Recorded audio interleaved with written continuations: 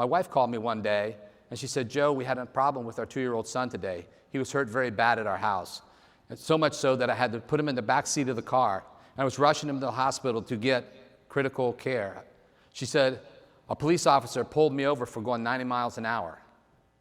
The police officer came up to my wife, had the rule book out, was ready to throw the rule book at my wife. He looked in the back seat and he saw a wounded child.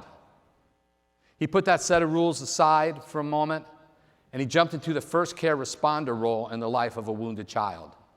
His job wasn't to perform surgery. His job wasn't to sew my son back together, wasn't to prescribe medication. He was a first care responder.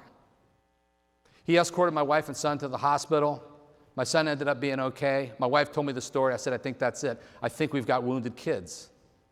And nobody in 2006 was talking about kids beyond at risk, kids that were wounded. It struck a nerve with me that we have to research this. In 2006, 25% of our kids were dealing with trauma. Today, 47.9% of our kids are dealing with trauma. By 2020, nearly 11 million kids will be confirmed cases of abuse and neglect. 8,000 children will die of abuse and neglect, and 4.7 million children will experience the foster care system next year.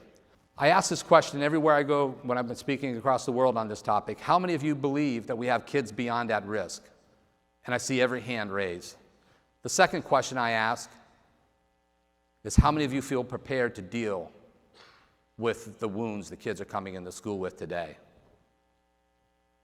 And I don't think I've hit double digits in hands. So we have to take a comprehensive approach to this, working with kids beyond at risk. Because we need to have our teachers, our administrators, our community members involved as well.